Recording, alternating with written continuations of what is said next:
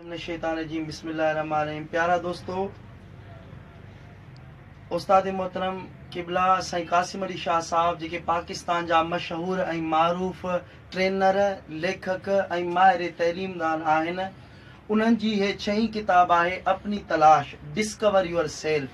पंहिंजी तलाश, पंहिंजे पाण खे ॻोल्हण जे मुताबिक़ अल्लाह तबारक व ताला इंसान खे इन काइनात में मोकिलियो आहे त हाणे उहो इंसान पाण खे ॾिसे त अल्लाह ताला मूंखे कहिड़े कम जे लाइ पैदा कयो आहे। असांजी तव्हांखे ख़बर ई न हूंदी आहे अल्लाह ताला असांजे अंदरि अहिड़ी ख़ूबी रखे छॾी आहे जो उहा असां सुञाणे न सघंदा आहियूं।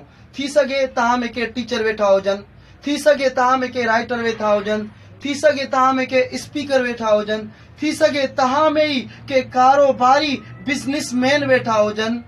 अहिड़े हिसाब सां कासिम अली शाह साहब हिन किताब में इहो ई ॿुधायो आहे त पंहिंजी तलाश कयो, पंहिंजे शौक़ खे ॻोल्हियो। छो जो जीअं तव्हां गेम खेॾंदा आहियो, क्रिकेट खेॾंदा आहियो या का बि गेम खेॾंदा आहियो, तव्हांखे हुन में लुत्फ़ ऐं मज़ो ईंदो आहे।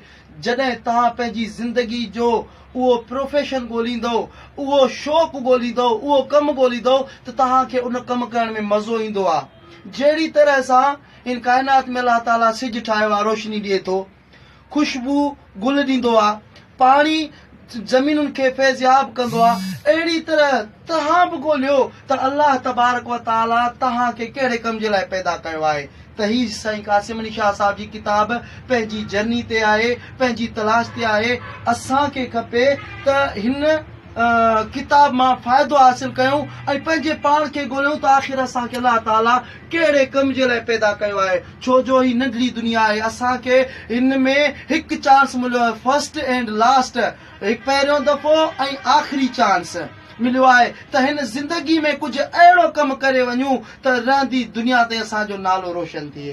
तव्हां प्यारनि दोस्तनि जी वॾी महिरबानी।